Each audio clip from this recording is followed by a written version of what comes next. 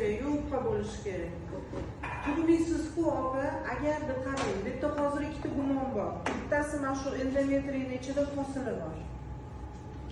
Bu endometriy o'sib ketyapti, mana shu yerda hosila bor. O'shani hisobiga qon keladi. Ikkinchi, katta ehtimol bilan xavfli holatga olib kelishi mumkin, oldirib tashlamasangiz ham. Ikkinchi podozreniya bo'layotgan narsa siydik yo'lida polip turibdi, uni ham razmeri kattagina. Qon o'shandan kelgan bo'lishi mumkin. Agar qon bu yoqdan uretradan kelgan bo'lsa, unda bu bizga plusga.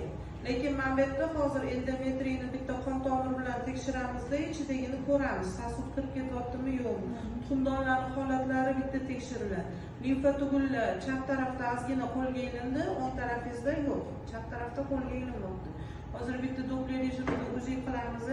Sheykalarimiz top-toza, qinni ichi top-toza, o'ta xavfli narsalar men ko'rmadim. Ko'kragingizda hattoki bitta fibroz yo'q. Top-toza. Shitalitka endi ishlamayapti, kichrayib ketdi. No, mana shu narsa keyinchalik yurib qo'yishi mumkin sizga. Bu sizga signal. Vaqtida agar olib tashlamasangiz, ertaga muammo holatlar. Oldiramiz aka. O'shaning uchun oldirib tashlasangiz hayotingizga umuman xavf solmaydi. Necha yil umringiz bo'lsa, hammasini yashayverasiz. Bu holatda yuraversangiz, portlaydi. Portlagandan keyin o'sha unga qo'shilib jigarlar, pochkalar hamma yoq zararlanib qolishi mumkin. O'shuning uchun hozir